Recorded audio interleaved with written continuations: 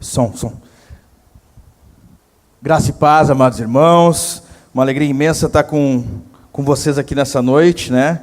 A gente ficou com bastante dificuldade para chegar a tempo, né? Viemos de Santa Maria, mas graças a Deus estamos aqui, né? O pessoal que estava vindo de Novo Hamburgo, aí de perto, também pegou bastante congestionamento, mas o Senhor nos trouxe, né? Estamos em poucos aqui. Mas como o pastor Jack disse, né, Deus pode, por meio de um bêbado, né, de Londres, fazer dele um pregador, um arauto do Evangelho. E eu creio que tem 1, 2, 3, 10, 20, não importa quantos aqui nessa noite, que o Senhor pode inflamar, incendiar o seu coração para dar a sua vida pela igreja. E se só um homem daqui saísse mais inspirado, para nós já valeu todo o sacrifício, todo o trabalho, né, desse tempo dirigido aí, desse tempo em que nós estamos orando, preparando a conferência para vocês. Então eu estou muito feliz de estar com vocês aqui, tá? Muito feliz mesmo. Me chamo Rafael, para quem não conhece, meu nome é Rafael Ribas, e eu sou um plantador, um pastor, um pecador, salvo pela graça no sangue de Jesus, pastoreando uma igreja lá em Santa Maria, a Igreja Batista da Graça, e nós estamos nessa plantação há mais ou menos 4 anos, e estamos juntos aí para somar nessa conferência, eu, Jack, né, e outros pastores aqui, para poder compartilhar do que Jesus tem feito. E nessa conferência, especialmente, nós vamos tratar da primeira carta de Paulo a Timóteo, tá bom? Então gostaria que vocês já fossem abrindo aí, primeira carta de Paulo a Timóteo. Cada pastor aqui tem a missão de tratar de um capítulo, tá? Dessa primeira carta a Timóteo, e eu fui colocado aqui como o primeiro, tá? Então nós vamos meditar hoje em 1 Timóteo, capítulo 1.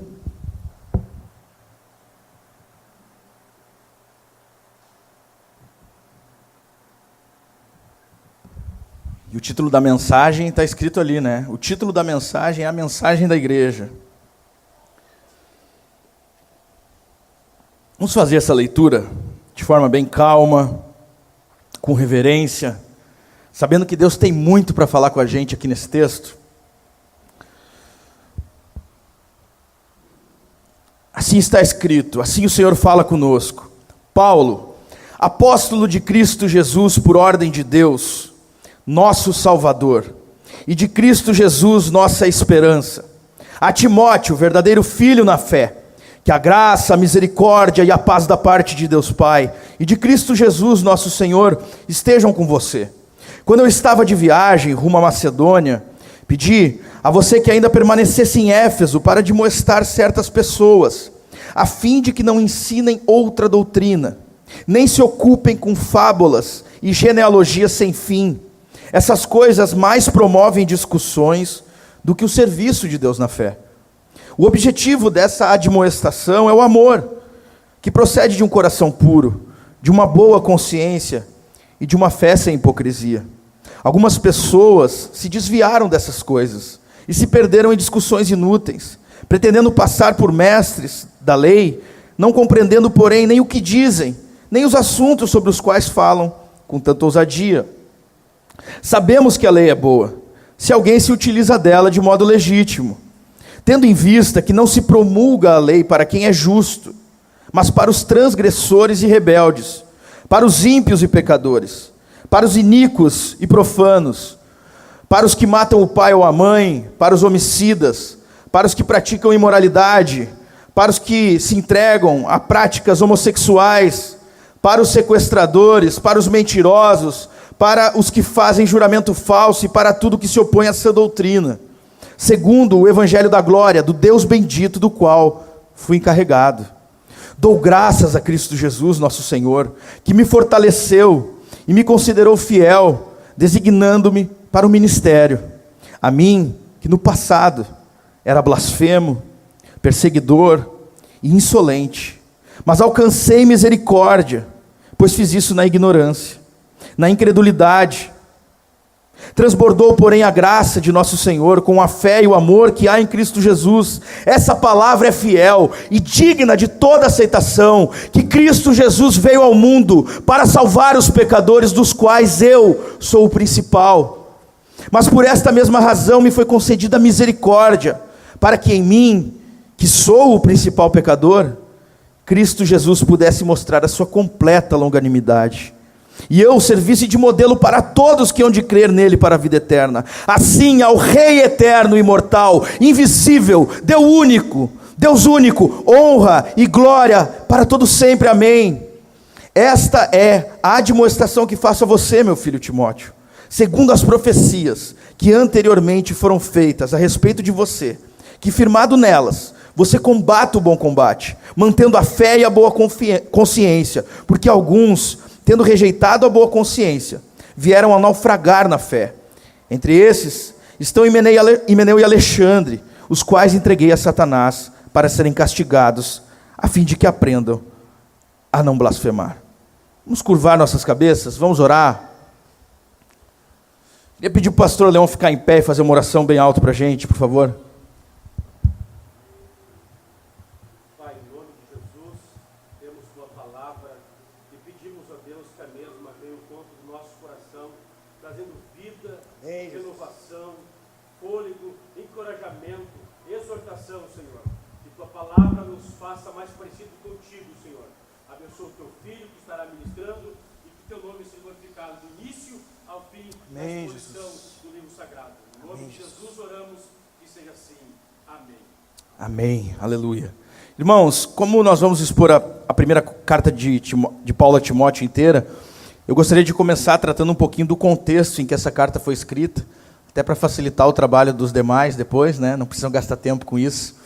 E acho muito interessante a gente compreender o que está acontecendo aqui, para que a gente possa entender o que Deus tem a falar conosco, tá bom? Então Timóteo, ele entra em uma desordem congregacional, com a missão de corrigi-la. Ele herda o legado de Paulo. A nossa conferência está falando sobre legado, sobre deixarmos uma igreja saudável, a igreja que nós sonhamos para os nossos pequenos, para os nossos filhos, para a futura geração. Paulo deu a sua vida pelo mesmo motivo que nós estamos aqui reunidos hoje aqui em Porto Alegre. Essa era a vida de Paulo, essa deve ser a nossa vida.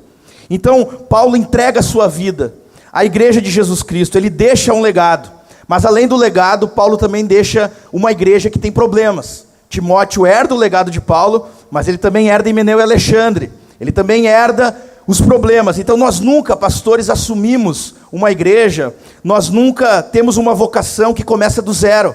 Cada pessoa que nós encontramos para pastorear, para compartilhar do evangelho, para ensinar essa doutrina, ela já se encontrou com alguém que já apresentou o evangelho para ela, se ela está numa igreja. E se ela não está numa igreja, a gente está tendo, né, a boa sorte de Cristo, de poder começar do zero, mas ela já tem, no mínimo, uma cosmovisão sobre Deus, sobre o mundo, sobre a igreja. Então nós não temos esse privilégio de pegar uma pessoa do zero, né, e começar a trabalhar com ela. Então Timóteo também não tem esse privilégio, tá? Timóteo pega a igreja andando, Timóteo herda o legado e herda os problemas da igreja de Éfeso, tá bom? Então a vocação não começa do zero. Éfeso é a igreja vitrine do Novo Testamento. Basicamente, quase todos os pastores procuram expor a carta de Éfeso para mostrar uma igreja madura, uma igreja sã, né, uma igreja saudável. Então Éfeso é a igreja vitrine do Novo Testamento, estabelecida pelo culto e eloquente Apolo. Paulo parou para visitar essa comunidade na sua segunda viagem missionária, tá? E então ele se reuniu com cerca de 12 pessoas, os levou a receberem o Espírito Santo. Essa passagem é maravilhosa. Em seguida ele fica 3 meses ensinando sobre o reino de Deus. E após aquele encontro dramático com os 7 filhos de Seva, né, e a cena daquela multidão incitada por Demétrio sobre a questão da deusa Diana, a visita de Paulo se estende de 3 meses para 3 anos. Alguns pastores aqui, alguns homens aqui também já assumiram isso, né? Vou ficar naquela igreja por 3 meses. E Deus deixa o cara por 3 anos, 6 anos, 9 anos. Então não é um privilégio teu e meu, mas é isso que acontece com Paulo. Mais tarde, Paulo escreve a carta mais saudável e madura sobre a vida cristã. Todas as outras cartas são provocadas por algo que deu errado. Efésios não. A tônica de Efésios é a glória de Deus. Efésios é o evangelho como ele é. representa o melhor que somos capazes na vida cristã. Chama-nos a uma integridade madura, marca a igreja melhor, a igreja mais completa, a igreja mais saudável, a igreja mais santa. Então a igreja de Éfeso se tornou basicamente o sonho de todo pastor e plantador de igreja. Mas muita coisa foi feita, tá? Muito trabalho foi feito para que essa igreja ficasse tão saudável. Eu vou lembrar algumas coisinhas. Paulo teve que suplementar o ensino de Apolo sobre o Espírito Santo, que estava um pouquinho errado, né? Ele foi lançado fora de uma sinagoga, ele teve que lidar com 7 filhos avarentos, empreendedores de seva, sobreviveu à multidão revoltada com relação àquela questão da Diana, e finalmente então, parece ter havido uma integridade, uma calma, tá? Um amadurecimento nessa congregação, como nós vemos nas orações dirigidas à igreja de Éfeso, ao afeto, nas saudações, na partida de Paulo, né, com os anciãos em Mileto, uma das passagens mais lindas da Escritura. Então nós vemos essa vida na igreja de Éfeso, essa vida vibrante. Lucas escreve sobre a igreja de Éfeso o seguinte: assim a palavra de Deus crescia e prevalecia poderosamente. Atos 19, 20. E isso resume tudo. Essa é a Éfeso para a qual Timóteo é enviado. Eu gostaria de ser enviado para essa Éfeso, tá? Essa é a Éfeso para a qual Timóteo é enviado. Porém, boas igrejas podem acabar indo mal. Anota isso aí. Boas igrejas podem acabar indo mal. Surpreendentemente, pecadores aparecem. Éfeso se tornou uma desordem. Começos maravilhosos podem acabar em catástrofes terríveis. Não só pode acontecer, realmente acontece, e aconteceu em Éfeso. Essa igreja símbolo. Você não é o primeiro que está em meio ao caos, tá? Você não é o primeiro, independentemente de quão maravilhoso seja o lugar aonde nós entramos, aonde nós damos a nossa vida para servir. Mais cedo ou mais tarde, a maioria de nós estará no meio de uma desordem. Não interessa onde você foi colocado. Em um momento ou outro, você vai estar em meio a um caos, a uma desordem, uma bagunça, a um problema. Sabendo disso, Paulo escreve a Timóteo para pastorear o seu coração, para o encorajar, para o consolar, para o ensinar, né? Nesse teu crachazinho aí, se tu der uma olhada, está escrito: encorajar, equipar e enviar. Basicamente é isso que Paulo está fazendo com Timóteo. Paulo está mentoreando, Paulo está pastoreando o seu coração, Paulo está encorajando Timóteo. Timóteo poderia estar desanimado, deprimido, desconsolado, perdido. Então é necessário vir o sábio Paulo, o velho apóstolo, com o seu coração pastoral, com a sua mentoria, com a sua amizade cristã, dar para Timóteo o consolo, o ânimo, o encorajamento, o preparo. E para nós nessa noite também, porque as palavras de Paulo são palavras de vida eterna, são palavras dirigidas pelo próprio Espírito Santo para mim, para você, para que nós possamos também, talvez em meio a um contexto de desordem, de dificuldade, termos a mesma reação que Timóteo teve ao receber essa carta. Então essa carta é escrita pelo próprio Senhor Deus a nós. Essa carta não é uma carta escrita por Paulo, essa carta é uma carta do nosso Pai, para os momentos mais difíceis que nós, filhos dele, poderemos ter, e temos tantos, né? E esse é o objetivo da Remadores do Sul, né? Que você também seja encorajado, que você também seja equipado, que você também seja confortado, consolado, e é por isso que a gente vai entrar no texto agora, tá bom? Então, no verso 1, no verso 2, Paulo, ele está ensinando aqui Timóteo, que se Timóteo quer deixar um legado, se Timóteo quer continuar as coisas da maneira correta, e se você, meu querido irmão, deseja também isso, a primeira coisa que nós precisamos saber é que nós somos chamados por ordem de Deus. É isso que ele fala. Paulo, apóstolo de Cristo Jesus, por ordem de Deus. Paulo, ele tinha isso nele. Ele tinha uma convicção profunda de que ele veio ao mundo com um propósito apenas. Ontem à noite mesmo eu coloquei a minha filhinha de 5 anos, a Rafa, no meu colo, e eu falei para ela: filha, tu não pode esquecer uma coisa, tu não pode esquecer isso, olha aqui para mim, ouve o que eu estou falando para ti. Eu disse: tu nasceu com um propósito nesse mundo, filha, tu nasceu com um propósito. Mas eu nem sei o que é isso, pai.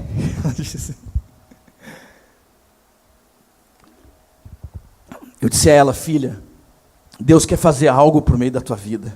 Tu não veio nesse mundo por acaso. Eu comecei a explicar para ela que ela veio ao mundo com um propósito, que ela veio ao mundo por uma vocação, né? Por um chamado. Vocação é um grito de Deus, um chamado, como Jesus chamando Lázaro para fora, lá trazendo ele à vida. Deus nos trouxe a vida por meio do sopro do Espírito Santo, e antes mesmo de nós sermos formados no ventre da nossa mãe, o Senhor fez um chamado para a glória dele por meio das nossas vidas. Jesus antecede a nossa existência. Tudo é dele, por meio dele e para ele.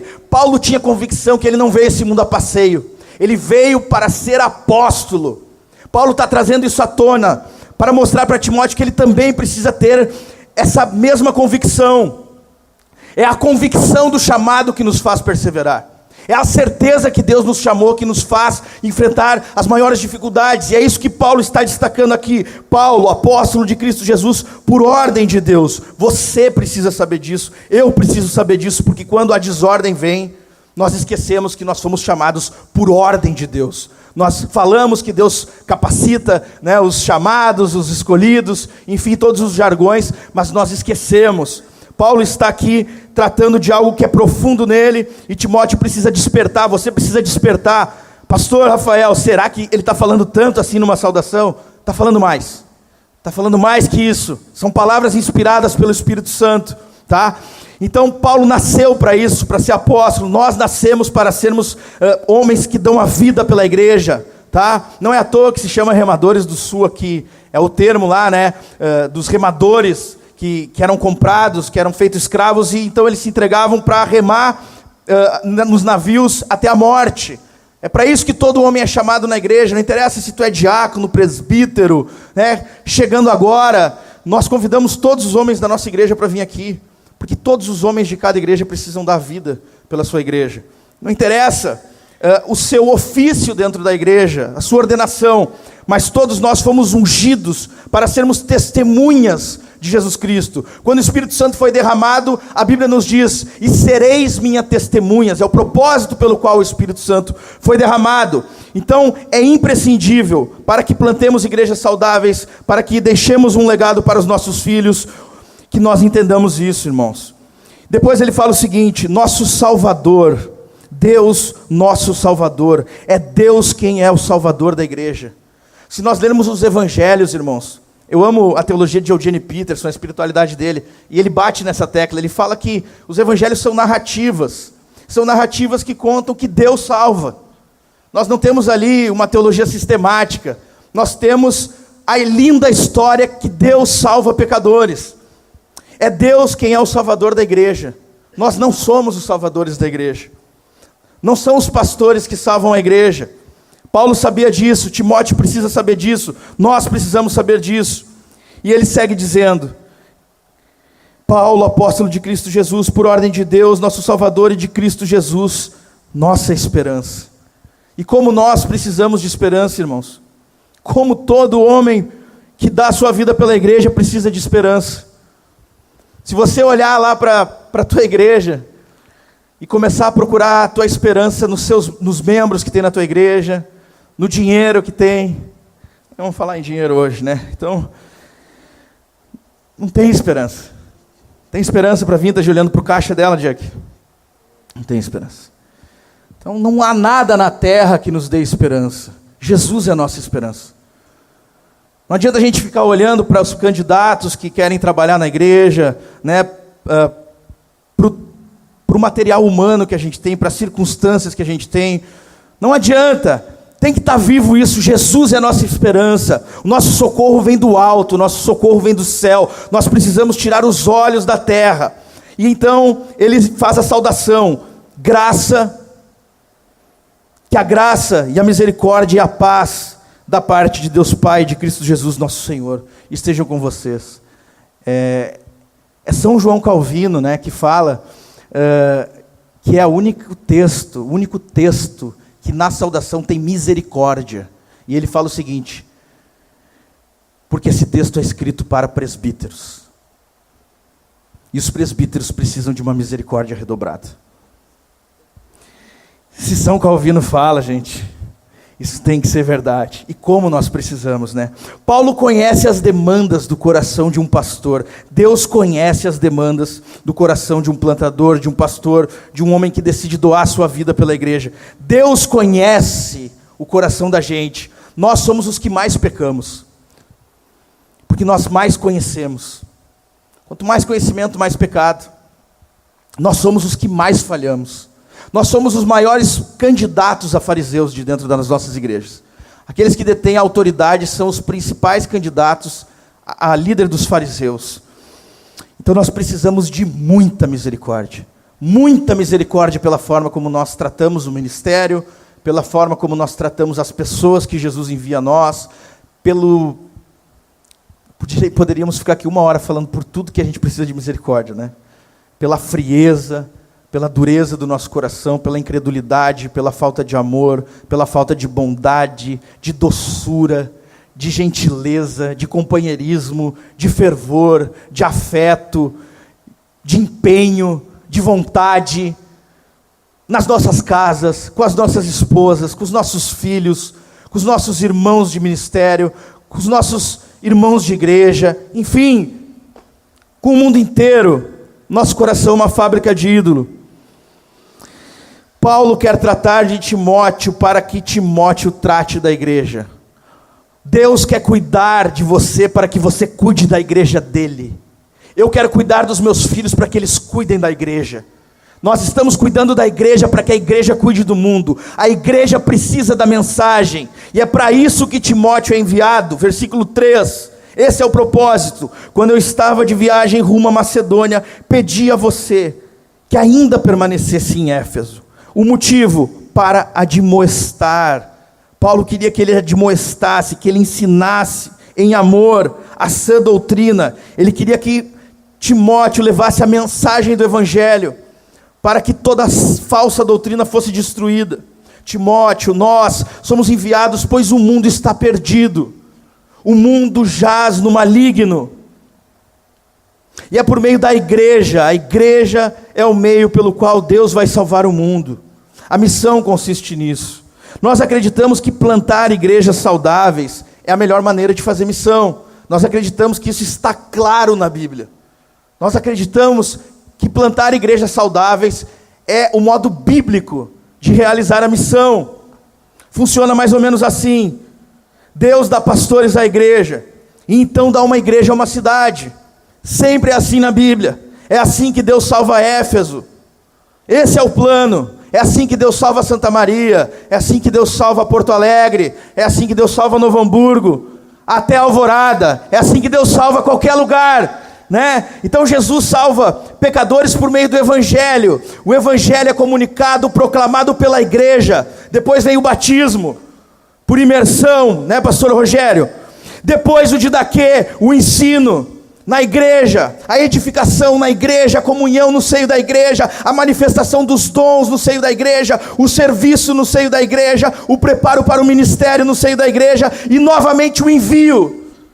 É na igreja, é pela igreja. Deus está sempre em missão. Deus, São Tomás de Aquino disse, é ato puro. A Bíblia diz, Deus é Pai, ou seja, Ele é geração eterna, Ele está sempre em movimento.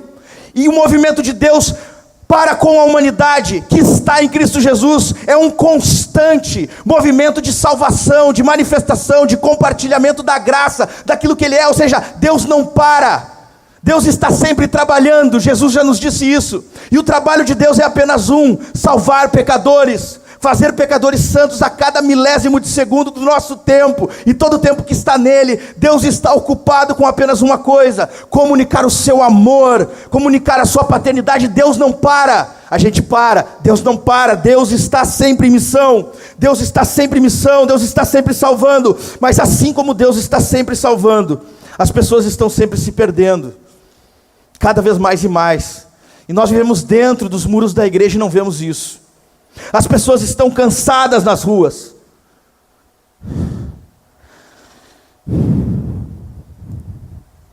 As pessoas estão desesperadas. As pessoas estão perdendo todo o sentido. Se você pegar uma literatura que leve o materialismo filosófico ao extremo, as suas consequências últimas. Se você lê Jean Paul Sartre e outros tantos, você vai ver que o mundo sem Deus acredita que a única reação lógica para alguém que vive caminhando para o tombo do não ser é um suicídio coletivo. Isso está escrito nessas literaturas, que o que deveria ser feito era 6 bilhões de pessoas pegarem as mãos e se atirarem num precipício. Isso não só está escrito nos livros, mas está escrito nas almas dos jovens que estão aí fora, dos idosos, das pessoas que não têm sentido mais. As pessoas estão cansadas, o mundo está desesperado, se sentindo culpados, o peso dos seus pecados é insuportável. Como disse o profeta Isaías, para o ímpio não há paz. Você sabe o que é viver cada milésimo de segundo sem paz? Sem paz, sem um milésimo de segundo de paz na vida. É isso que as pessoas vivem, entediadas, culpadas, deprimidas, com pensamentos suicidas, doentes, feridas, necessitadas, mortas em seus pecados. Se a igreja não iluminar o mundo permanecerá em trevas. Por isso nós estamos aqui nessa noite, irmãos. Nós não estamos brincando. Nós não estamos brincando. Isso que nós estamos tratando aqui é a urgência, é a questão mais importante nos céus e na terra, é que o reino de Deus venha, que o nome de Deus seja santificado, que seja feita a sua vontade, aqui nessa terra como é feita no céu.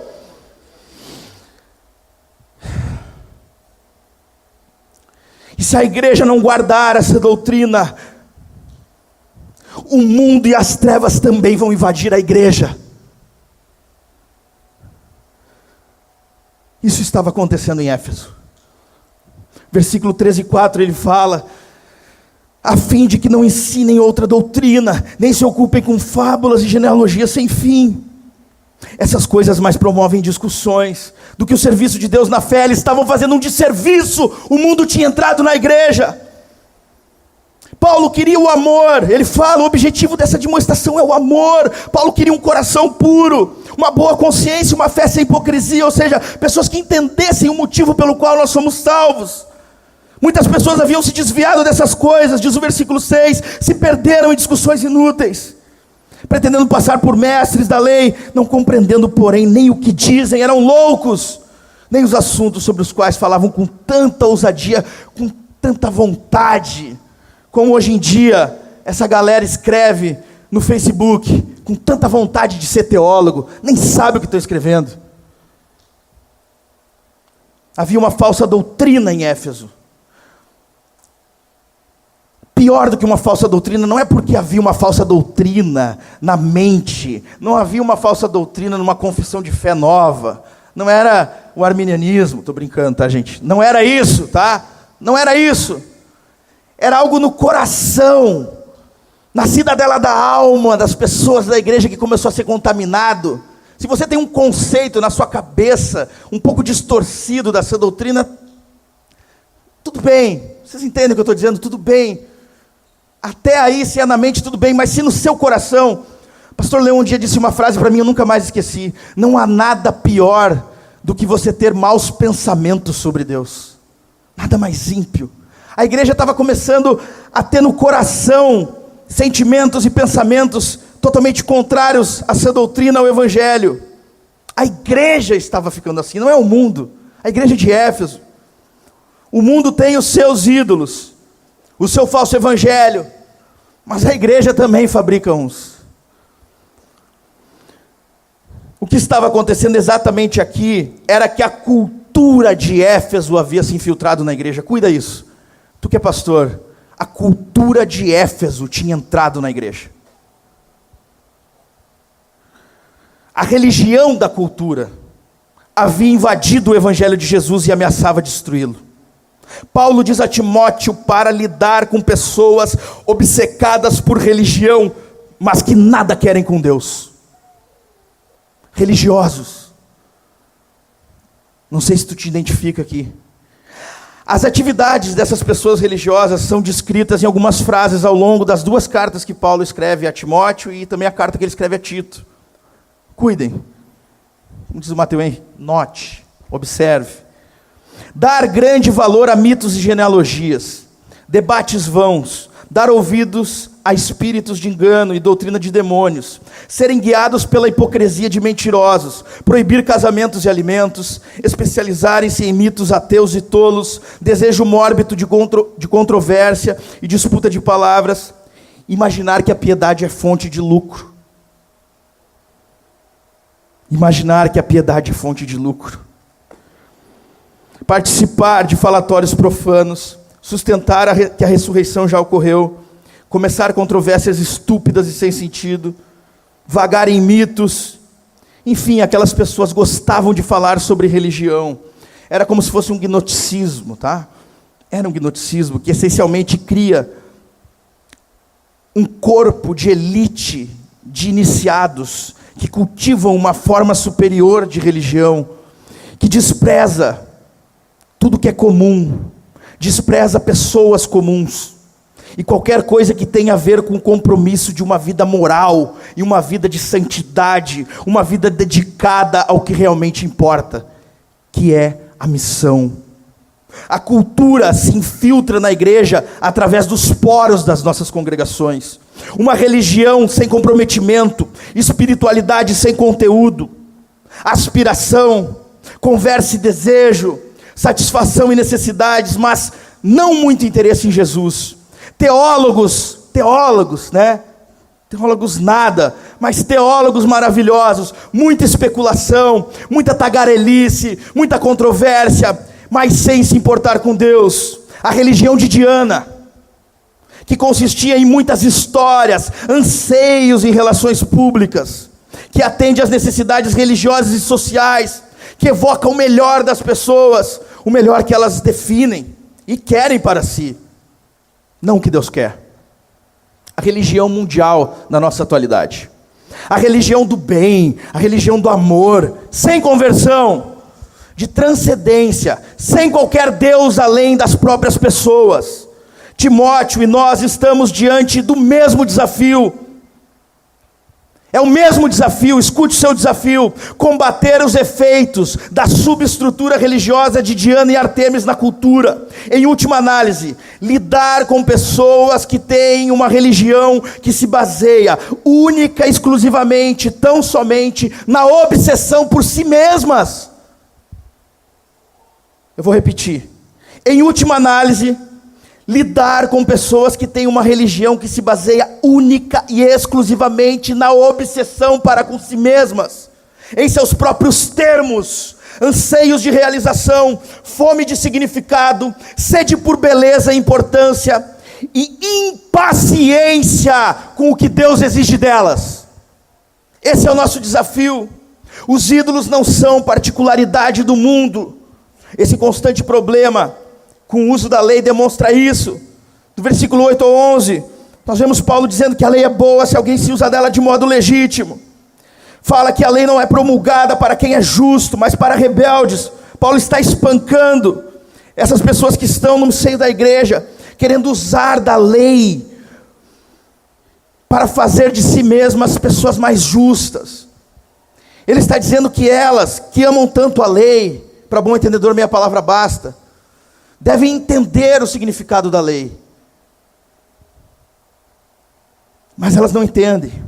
E ele fala que a lei é promulgada para punir, para mostrar a justiça de Deus, para os mentirosos, para quem vive uma vida de impiedade. É isso que está do verso 8 ao 11. Tudo que se opõe a essa doutrina. Então por que eles estão tão preocupados com isso? Apesar da lei não justificar, não transformar, eles estão ocupados sempre com ela. Sabe por quê? Porque essas pessoas, elas estão contaminadas pelo ego delas. O ego delas é muito maior do que Jesus, infinitamente maior. E elas querem ser ouvidas, elas querem ser notadas, elas querem ser amadas, elas querem... Blaise Pascal diz o seguinte no seu livro Pensamentos: A maior injustiça que existe no mundo é que o ser humano, que não tem nenhum pensamento favorável acerca do seu Criador, julga-se digno de ser amado. E ele cobra essa justiça de todos aqueles que o cercam, estendendo isso até mesmo ao próprio Deus. Esse é o problema da humanidade, esse é o meu problema, esse é o teu problema. Esse é o problema das nossas igrejas. Pessoas com muitas necessidades, que não são Jesus. Pessoas se preocupando com aquilo que o pregador disse, só o que é debaixo do sol. Os pastores estão virando coaching, terapeutas, faz tudo, pintor, marceneiro, consultor para comprar carro, tudo. Mas as demandas das pessoas dentro da igreja, cada dia mais são menos preocupações porque oram pouco, porque não há Jesus na sua casa, porque não vencem seus pecados secretos, mas tão somente porque a vida delas não está fazendo elas se sentirem legal. E aqui Paulo exorta Timóteo, o Senhor nos exorta, verso 18, combata o bom combate. Ele manda Timóteo pegar as luvas como se ele fosse o Balboa e diz, combate isso, não deixe isso acontecer, não deixa, nós não podemos deixar isso acontecer. Essa linguagem é uma linguagem bélica, de combater mesmo, de lutar, de explodir, literalmente isso, explodir. Essa doutrina do verso 10 significa palavras saudáveis, palavras saudáveis. 8 vezes ela é repetida nas pastorais, para definir o tipo de ensino que diz respeito ao Evangelho, palavras saudáveis. Paulo não queria uma igreja nominal, Jesus não quer uma igreja nominal. O modelo de pai não é um moralista, o modelo de pai é um Abraão. Abraão é um modelo de pai, é alguém que está disposto a dar tudo ao seu Deus.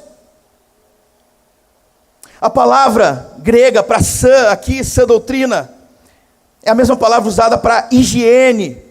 A principal coisa que Timóteo, que nós temos de fazer é limpar, é curar a igreja dessa doença, dessa desgraça, dessa praga, dessa lepra, do amor dos homens a si mesmos a despeito de Deus, essa obsessão ególatra da cultura que invade a igreja.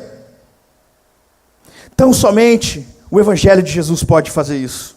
E aqui eu quero dizer uma coisa para vocês.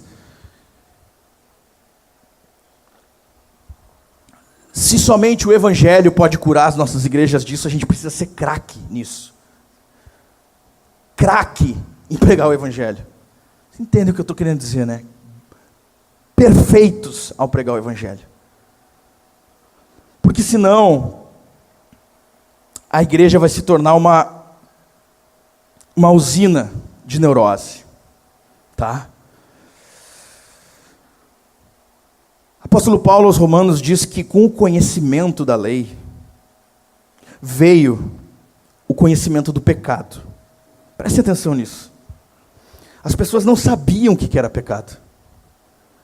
Claro que elas tinham uma ideia na consciência, aquela culpa, mas elas não sabiam claramente que o Senhor Deus Todo-Poderoso tinha promulgado uma lei contra cada pecado humano.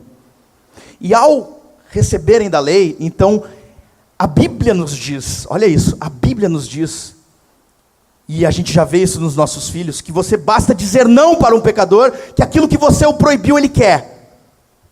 Meus filhos são assim, ele não está nem aí para o negócio, eu digo, Bernardo, não toca lá, ele fica uriçado querendo aquele negócio. Ele não estava nem aí para aquilo ali, ao proibir ele quer. Agora vocês imaginam púlpitos que não pregam o Evangelho, e só se preocupam em condenar pecados.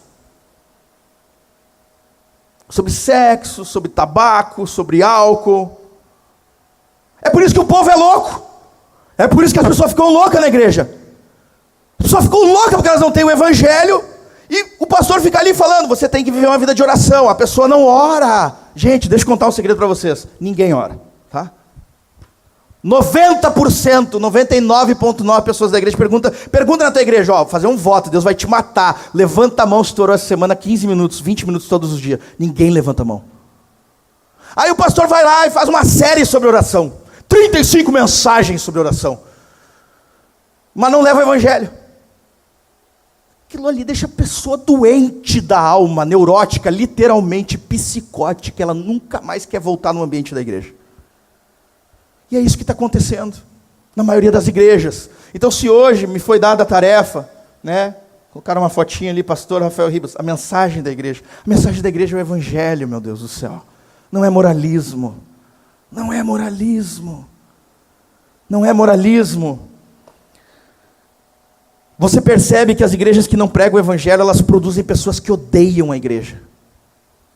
Porque elas não tiveram contato com a liberdade, elas não tiveram contato com o libertador, elas não tiveram contato com a paz de Deus que excede todo entendimento. E elas ficam atormentadas. Vamos ser bem sinceros, a igreja é um lugar chato para a maioria das pessoas. Para a maioria das pessoas, não estou falando das igrejas saudáveis, né?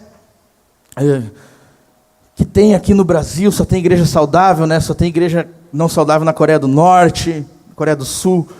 Mas a maioria das igrejas, as pessoas, sabe, é uma dificuldade vir no culto todo domingo. É uma dificuldade vir numa conferência. É uma dificuldade ofertar. É uma dificuldade orar. Sabe por que é uma dificuldade? Porque elas não gostam. Porque a gente está tratando com gente que não gosta. Sabe por quê? Porque a gente está lidando e dando para elas obrigações. Faça. A pessoa odeia isso. É isso que está acontecendo com a gente. É isso que está acontecendo com a igreja. Era isso que estava acontecendo em Éfeso. Eles queriam falar sobre o fazer, sobre a lei, falatórios inúteis. Eles queriam falar sobre genealogia. E nós precisamos ser precisos, irmãos. Preste atenção e reavalie o seu ministério.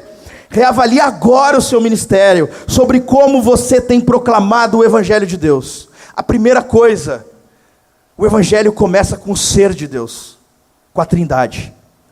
Para começar, o evangelho é sobre Deus. O evangelho é uma manifestação do próprio Senhor Deus. Quer explicar uma coisa simples para a tua igreja? Simples, mas que ela tem que entender. Dá um exemplo bobo, tá? Eu falo assim, uma boa faxineira pode ter prazer num piso mal limpo? Não. Um bom engenheiro pode ter prazer num reboco mal feito? Pode ter prazer em caminhar na rocinha, não tem reboco em nenhum lugar? Um bom pedreiro gosta disso? Não. Se Deus é santo, existe a possibilidade de Deus ter prazer em algo, algum objeto, que não seja tão santo quanto Ele? Não. Então está aqui Jesus, o Filho do seu amor. Tá? Deus está aqui, vamos fingir. Jesus está aqui, o Filho do seu amor. Aqui está o Espírito Santo. O Espírito Santo é o amor que o Pai tem pelo Filho, e o Filho tem pelo Pai. Tá? Então Deus não tem como amar nada além de si mesmo. Pode parecer egolatria de Deus, mas não é. É justiça, porque só Ele é digno de ser amado. Se a tua igreja não entende a Trindade... mas é impossível entender a Trindade, pastor. Não, isso aqui que eu expliquei, qualquer um entende. A pessoa tem que entender só uma coisa: que o evangelho é sobre Deus. A salvação é um ato livre de Deus, é a manifestação da sua liberdade, da sua bondade, do seu amor. Não tem nada a ver com a gente, é só isso. Não vem de vós, para que ninguém se glorie. É uma manifestação livre da soberana bondade, do amor, da beleza, da glória, da majestade, do esplendor de um Deus que é santo. É por isso que os querubins, que os anjos escondem os seus rostos. É por isso eles não aguentam ver essa santidade, porque não tem nada além do próprio Deus que Ele pode amar. Então o evangelho começa com Deus, com a santidade de Deus, com a Trindade. A igreja precisa saber disso. A igreja precisa saber não a forma objetiva com que nós somos salvos. Você tem que crer, você tem que se arrepender. Não, a forma subjetiva, não a forma objetiva, a forma subjetiva. Nós somos salvos, Tito 3, lavar regenerador do Espírito Santo. Adoro esse versículo. Nós somos salvos pelo lavar regenerador do Espírito Santo. Eu explico assim: eu tenho um amigo que há um tempo atrás se matou. Verdade. O filho dele era pequenininho. Hoje o filho dele está com a cara dele. É igual ao pai, saiu igualzito ao pai. Nós passamos por esse rapazinho e falamos: nossa, ele está igual o Jesse. Meu Deus do céu. E o meu amigo falou: se ele soubesse o quanto o Jesse amava ele, porque ele se matou, porque a ex-esposa dele não deixava ele ver o filho. o coração dele explodiu de dor. Ele não achou mais sentido na vida. E ele se matou. Por amor ao filho. Por desespero. Fazia 80, 90 dias que ele não podia ver o filho. E cada vez complicava mais a situação dele. Ele era meio maluco. E aí ele invadia a casa, a polícia vinha e dava mais 1 ano. Mais 2 anos. Aumentava a distância. 3 quilômetros. 40 quilômetros. Ele num ato de desespero. Literalmente desespero. Depois os especialistas falaram que ele desistiu na hora. Porque tinha muita marca de unha no peito dele. Ele tentou tirar a corda. Ele não conseguiu. E aí então, eu disse, meu amigo falou, o Michel falou, se a gente sentasse com ele e falasse do amor que o Jesse tinha por ele, eu disse assim, seriam apenas palavras, seria o testemunho da palavra. Nós temos o testemunho da palavra. Esse é meu filho amado, em quem eu me comprazo, é o testemunho para mim, para ti, para a igreja. Mas é necessário, eu disse assim, sabe o que, Michel? Eu queria pegar o espírito do Jesse, lá no céu, eu disse, eu queria pegar o espírito dele, o coração dele, enfiar dentro do coração do filho dele e dizer assim, ó, sente aí, cara, o que teu pai sentia por ti. Esse é o batismo com o Espírito Santo. É isso que acontece conosco. Nós sentimos o poder, o amor que o Pai tem por Jesus Cristo. Sabe a alegria de Deus quando Jesus ora pelos pecadores que o crucificam? Pai, perdoa-lhes. Imagina o regozijo de Deus Pai. É o regozijo que Ele tem por nós. Essa mensagem emancipa a alma, essa mensagem liberta, essa mensagem encoraja. Jesus orando, o prazer do Pai na sua oração, Jesus alimentando a multidão, Jesus chorando por Jerusalém. Esse prazer que o Pai tem pelo Filho constantemente é derramado em nossos corações por meio do Espírito Santo. Esse é o Evangelho da graça de Deus. As pessoas precisam se sentir amadas tal como Jesus, a ponto de amarem Deus tanto quanto se respira. É essa mensagem que tem que sair dos nossos púlpitos. Paulo está dizendo, é o Evangelho, é essa doutrina. Eles estavam indo para a lei, eles estavam querendo disputar. Irmãos, se nós queremos começar bem, se nós queremos pregar bem, nós precisamos ser precisos, é imprescindível que nós preguemos o Evangelho. A igreja tem de saber da loucura do amor de Deus. Literalmente, Deus extasiou-se. Essa palavra do grego significa estar fora de si, vindo ao mundo em Jesus. O bêbado que chora na zona não ama mais a mulher que o deixou do que um Deus que entrega o Filho por nós. Não é exclusividade nossa chorar por amor. Deus não é impassível. O coração de Deus explodiu. O coração de Deus explodiu de amor pela humanidade. O mundo precisa saber disso. O mundo precisa saber. Nós precisamos apresentar o Evangelho. Nós precisamos sair de cena. Deixar claríssimo que Deus é quem salva em sua liberdade. Ele faz isso por prazer. Ele não tem necessidade. Por sua bondade. E a forma que isso acontece. Primeira coisa, o Evangelho começa com Deus. De forma apaixonada. De forma apaixonada você precisa. Eu não acredito num Evangelho sem lágrimas. Eu não acredito em um Evangelho sem lágrimas. Ninguém acredita. O impacto que isso traz a todo aquele que foi alcançado é como Paul Washer disse, é impossível você ser atingido pelo Evangelho e não ter um resultado. Ele fala que é como ser atingido por um caminhão. Nós precisamos proclamar para a nossa igreja que é indispensável que todos tenham a experiência da primeira bem-aventurança. Bem-aventurados os pobres de espírito. A igreja tem que se sentir pobre, vazia. Essa igreja de Éfeso era cheia de si. A igreja tem que se colocar no seu lugar, saber diante de quem está. A segunda bem-aventurança, os que choram. Os que choram. Ah, pastor, mas tem gente convertida que não chora. Chora! Se é convertida, chora. Já chorou pelo menos uma vez. Tem que ferir o coração. Eu dei um exemplo na minha igreja, eu dou um exemplo. Você pode copiar meus exemplos, tá? Depois me manda um livro de presente, tá? Você não está mais pecando contra uma autoridade só.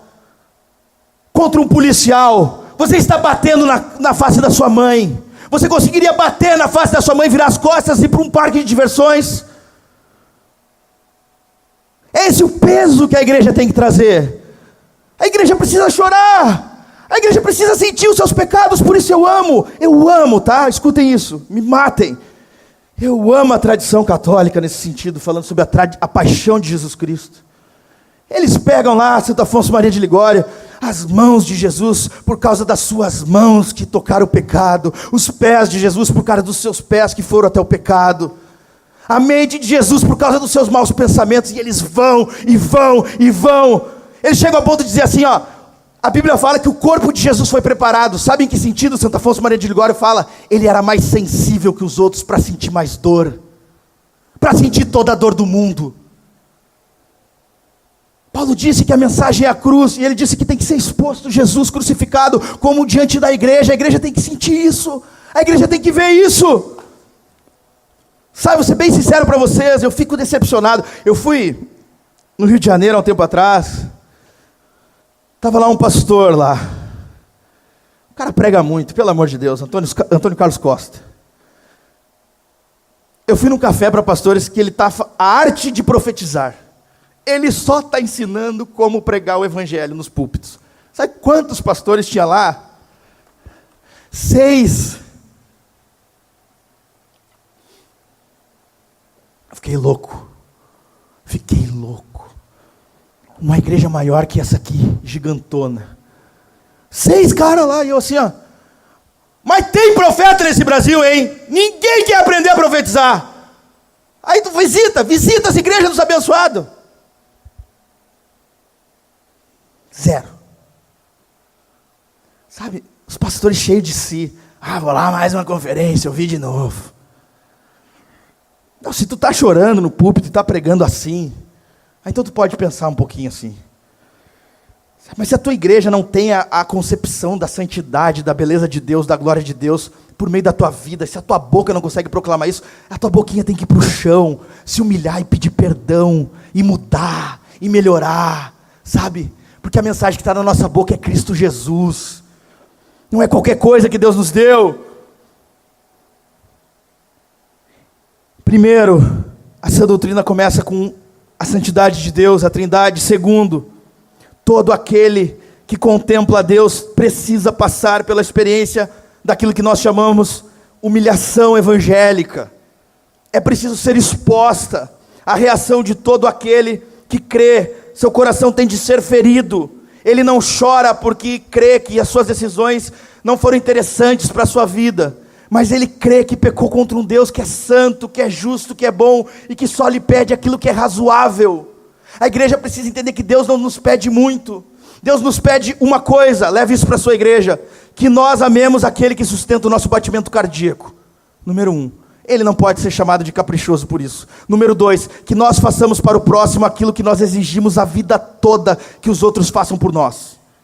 Francis Schaeffer que falou, põe um gravador no nosso pescoço, toda vez que você falar de outro, grave, isso será suficiente para o condenar a 7 infernos, no dia do juízo.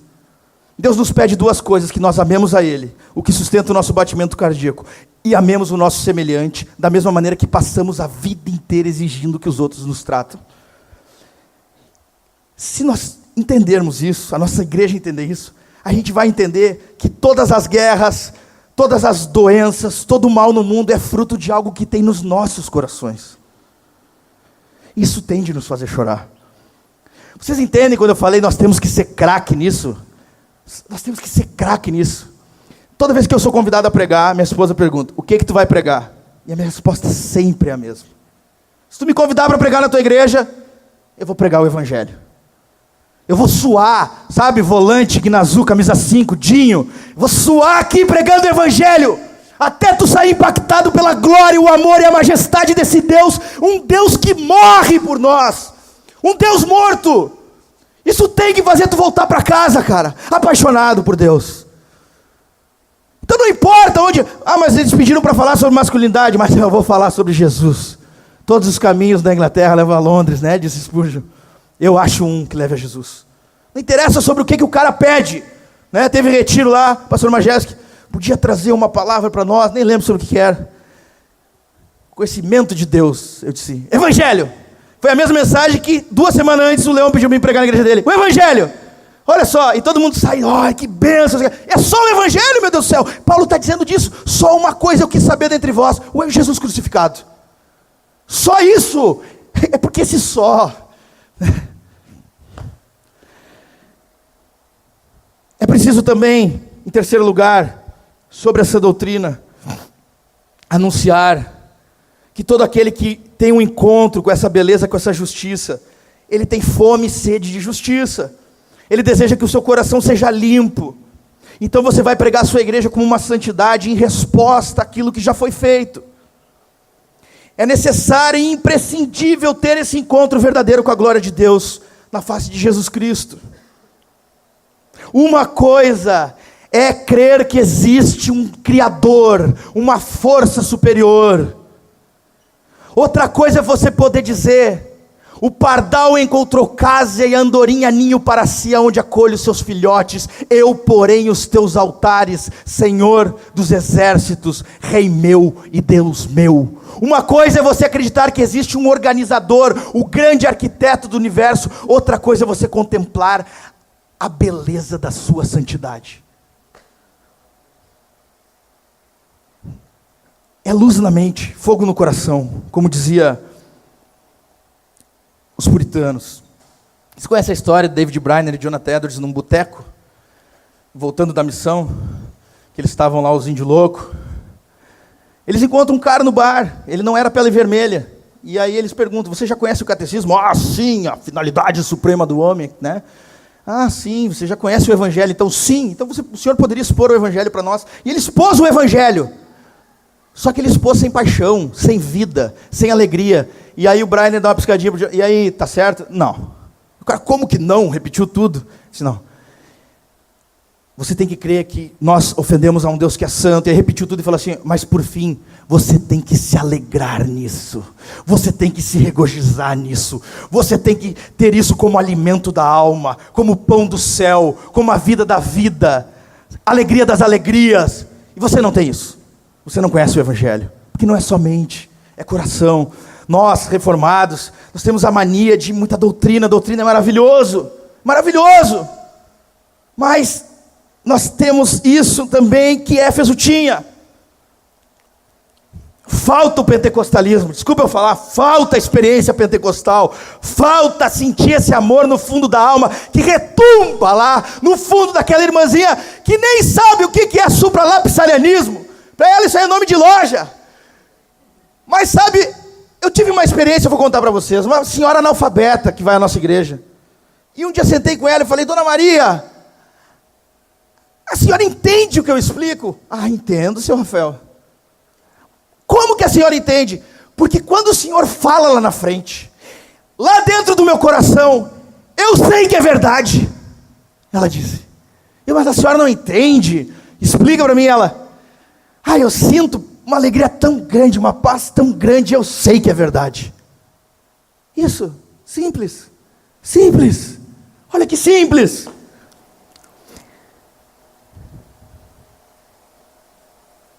Eu insisto nisso para vocês. É imprescindível nós revermos a forma como estamos anunciando o Evangelho. Imprescindível. De forma séria. Talvez seja aquilo que de mais importante tenha de ser revisto hoje na tua vida. Provavelmente o motivo pelo qual eu vim aqui hoje foi só esse. Você reavaliar a forma que você anuncia o Evangelho na igreja. Se eu fosse embora agora, fechou. Pode liberar o café, que eu estou com fome. Tá? Mas é só isso. Pregar positivamente, quarta coisa. Pelo amor de Deus. Todo mundo sabe que a teologia da prosperidade não existe. Todo mundo sabe que é errado. Para de falar mal com a teologia da prosperidade. Pelo amor de Deus. Virou moda agora. Só fala mal da teologia da prosperidade. Fala mal da batalha espiritual. Fala mal, meu Deus do céu. Até o Edir Macedo está pregando contra a teologia da prosperidade daqui uns dias. Pregar positivamente. John Owen, A Glória de Cristo, conhece? Conhece? Livrinho bom. A gente precisa expor Jesus, a beleza de Jesus. A beleza, a glória de Jesus. Não só negativamente, o que não é o evangelho, o que não é a igreja, o que não é a adoração, o que não é, o que não é, o que não é, o que não é. Você consegue falar uma frase do tipo: Deus tem que ser o amor da sua vida. Deus tem que ser a alma da tua alma. Pregar positivamente sobre Jesus. Pregar apologeticamente sobre Jesus. É preciso hoje. Não te perde, é a quinta coisa. Santidade, experiência da humilhação evangélica, fome e sede de justiça, luz na mente, fogo no coração, e agora, esqueci, apologeticamente. Positivamente, a quarta, apologeticamente, tá? Que eu não numerei aqui. A gente não precisa ter medo de chamar a galera para a arena da conversa. Vou dizer para vocês, um mundo sem Deus é irracional, é ilógico, é impossível. Tu tem que te preparar, tu não pode ter medo, tem que pregar para a tua igreja isso. Os caras têm que... A gente tem que fazer que nem Lutero, tem que rir do diabo. É ridículo levar até o extremo o materialismo filosófico, o agnosticismo. A gente tem que saber expor o anseio. É simples, olha lá. Todo homem é tarado, literalmente, por beleza. Alguma beleza preenche a alma do homem? Tem um exemplo legal. Há 30 anos atrás teve gente que matou pela beleza de um corcel. Aquela beleza passou, né? Mas a gente sempre é cativado por beleza. Então há no coração do homem uma fome por beleza, mas essa fome é por uma beleza maior. Então nós podemos mostrar para todo mundo que todas as demandas da alma humana são demandas infinitas. Dê descanso ao homem. Deixa ele dentro de um quarto sozinho. Ele quer descanso, mas tu dá descanso para ele, não aguenta ficar um dia sozinho. Porque ele anseia por um descanso maior. Dê trabalho ao homem, aí ele trabalha. Agora eu realizei minha obra. Termina, conquista a obra, ele quer mais trabalho. Nós precisamos pregar apologeticamente, sabe? Teologia em chamas, apologética. Mostrar com pensamentos lógicos, pensamentos racionais, pensamentos rápidos. Que só tem sentido, só tem sentido. Por exemplo... então o sentido é tentar perpetuar a espécie. Um médico vai lá, e estuda e consegue salvar uma vida. 30 anos depois ele morre. Qual é o problema do mundo? Vamos lá, a morte. Que filosofia, que política, que ciência resolve a morte? Nenhuma. Nós precisamos de pastores mais capacitados. Proclamando isso. Só Jesus, iluminismo falhou, liberdade, igualdade, fraternidade não tem. O sonho deles, né, de ficar descansando o resto da vida, não dá. Não dá, não consegue, por quê? Porque ninguém resolve o pecado e a morte. Só Jesus, só tem sentido em Jesus. Nós precisamos de pastores que preguem positivamente, apologeticamente. Mas para que isso tudo aconteça, é necessário que o mensageiro tenha passado por todo esse tipo de conflito interno e de experiência de humilhação evangélica, de contemplar a beleza de Deus, e não apenas isso, todos os dias, corandeu, todos os dias, conhecer a altura, a profundidade, a largura e o cumprimento do amor de Deus que está em Jesus Cristo. Quem falou isso foi George Miller. Que todos os dias, a vida dele dependia de todas as manhãs ele meditar meia hora, tão somente no que Jesus fez por ele, o que ele fez contra Jesus. Todos os dias, banhar a alma dele nisso. É isso que Paulo está nos dizendo do 12 ao 17, eu queria ler contigo. Dou graças a Cristo Jesus, nosso Senhor, que me fortaleceu e me considerou fiel, designando-me para o ministério. A mim que no passado era blasfemo, ele reconhece quem ele era. Eu era blasfemo, isso tinha um peso no coração de Paulo, perseguidor, Paulo tinha sangue nas mãos, ele sabia disso, insolente, mas alcancei misericórdia, pois fiz isso na ignorância. Ele não alcançou misericórdia porque fez na ignorância, tá? Ele fez todas essas coisas porque era ignorante, na incredulidade. Transbordou, porém, a graça de nosso Senhor. Olha o entendimento de Paulo, que Deus extasiou-se, Deus transbordou de amor com a fé. A fé era um dom, o amor é um dom que há em Jesus, o Espírito Santo que foi dado a ele. Esta palavra é fiel, ele diz. Eu duvido que Paulo fala isso sentado, trocando de canal. Paulo não fala isso com frieza, apatia. Esta palavra é fiel e digna de toda aceitação, que Cristo Jesus veio ao mundo. Ele fala vibrando para salvar os pecadores, mas não de forma geral, dos quais eu sou o principal. Paulo tinha convicção disso, você tem convicção disso, mas por essa mesma razão me foi concedida misericórdia. Olha só o entendimento de Paulo: para que em mim, que sou o principal pecador, Cristo Jesus pudesse mostrar a sua completa longanimidade, e eu servisse de modelo para todos os que hão de crer nele para a vida eterna. É por isso que ele explode em adoração. Olha aqui, ele não consegue se conter, ele faz poesia para Deus, ele faz música, ele dança. Assim é o Rei eterno, imortal, invisível, Deus único, honra, glória para todos sempre. Amém. Aquele larga o texto e vai. Os mantos, como a gente fala.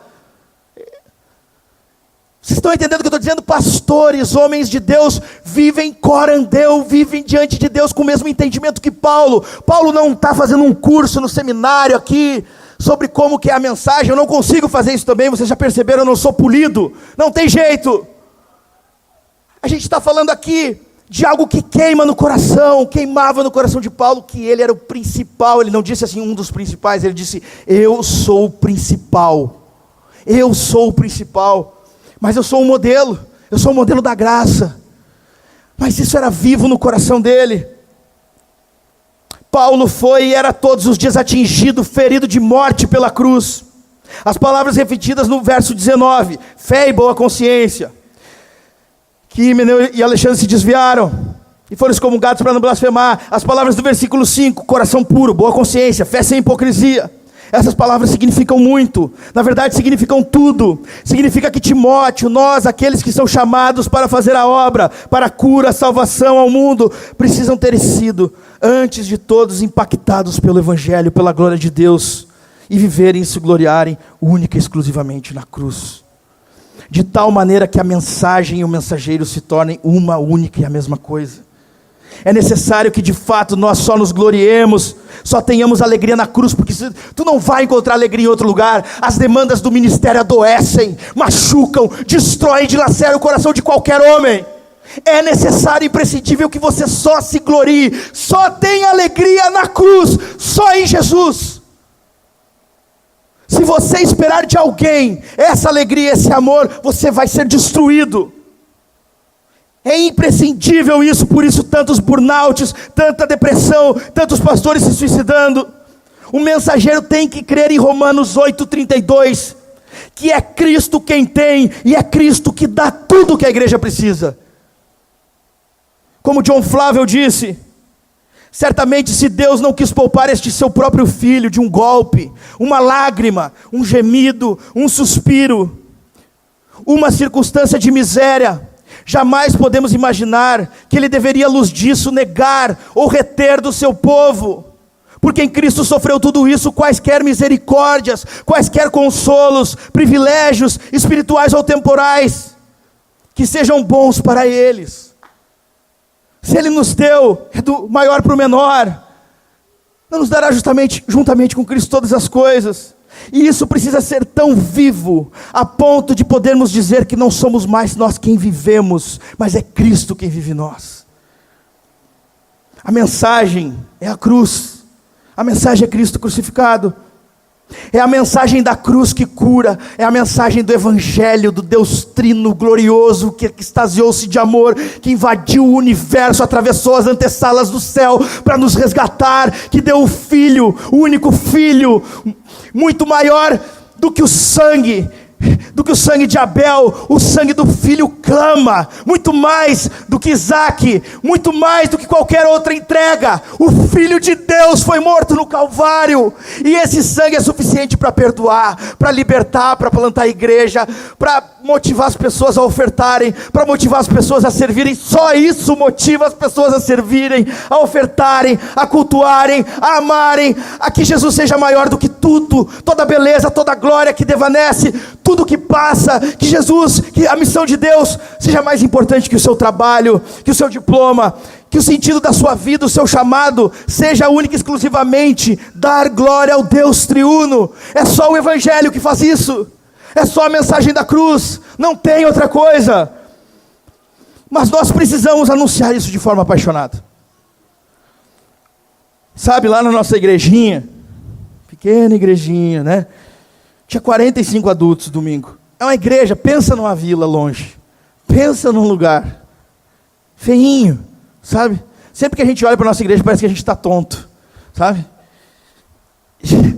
Nossos pedreiros, olha só, a gente construiu uma igreja com 40 mil reais.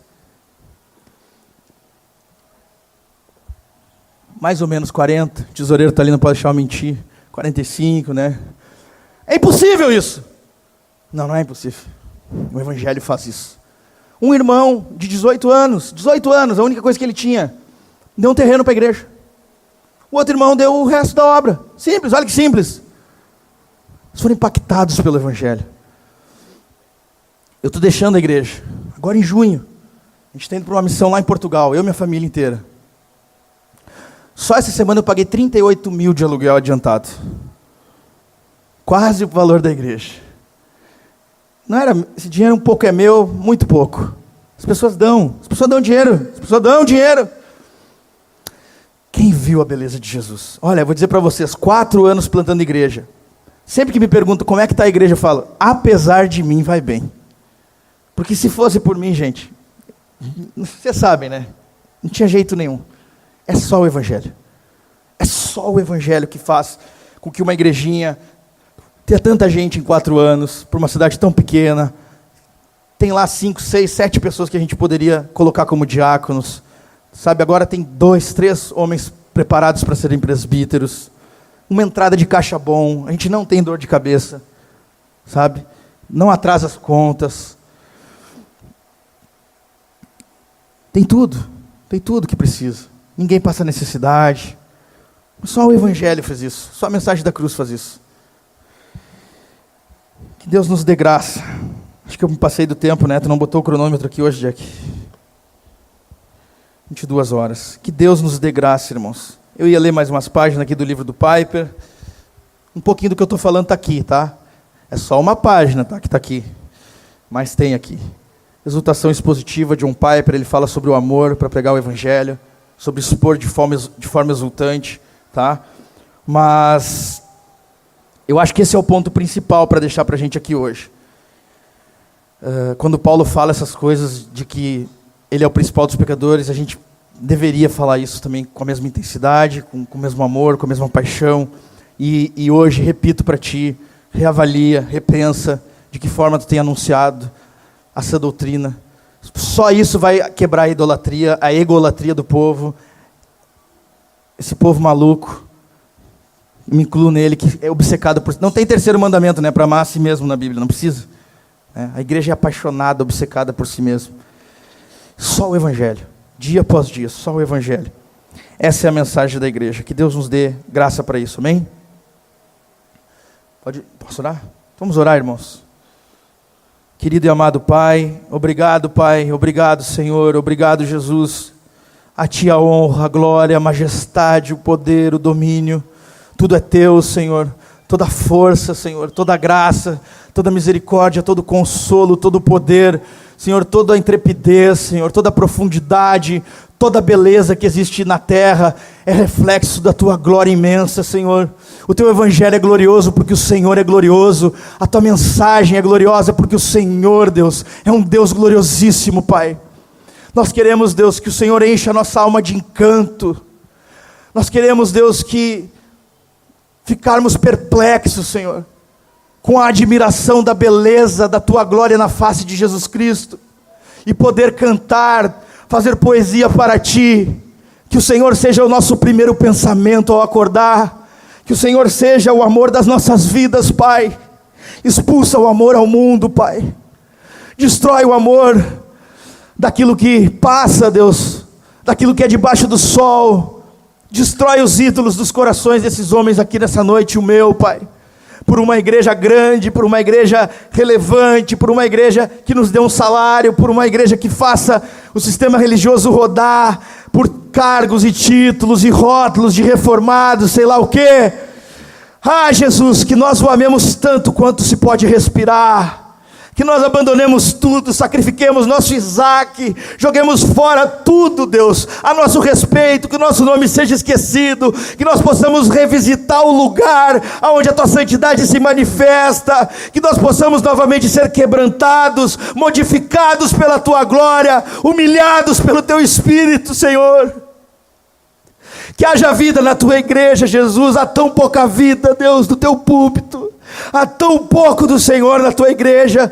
Tão poucos homens que amam essa glória. Jesus, há tanto, Deus. Não nos entregue ao Teu juízo, Senhor. Ouve-nos. Há uma promessa da Tua parte, Senhor. Não nos entregue ao juízo, Senhor.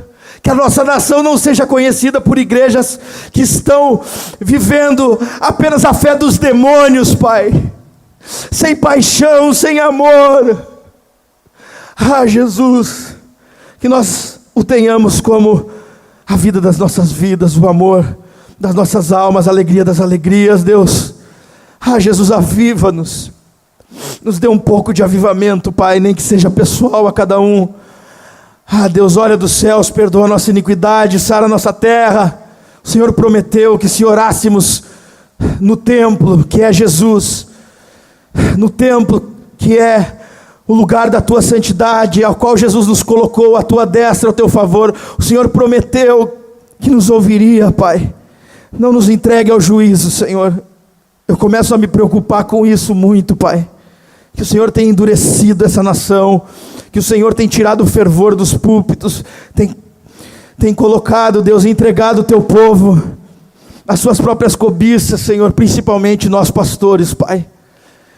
Deus, que o Senhor tenha misericórdia de mim, que o Senhor tenha misericórdia de nós, Pai, e que o Senhor levante homens aqui nessa noite que amem a Tua palavra, que seja apenas um, Senhor, mas que ame a Tua palavra, como quem ama mais do que a própria vida, Pai.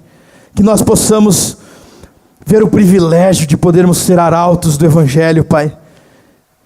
Deus, e que todos então possam, Senhor, querer entregar a sua vida para esse mistério, esse ministério tão maravilhoso, que é viver para a Tua glória, dando a vida pela igreja, Pai, deixando um legado para os nossos filhos, vivendo, Deus, como quem não vive, crucificado para o mundo, vivo para Ti. É isso que eu Te peço, Pai, pelo sangue, pelo nome, pelos méritos de Jesus Cristo, a mim e a todos os meus irmãos, para a Tua glória, para o bem de para o nosso bem aqui, para a nossa felicidade. Amém. E aleluia. Amém, irmãos.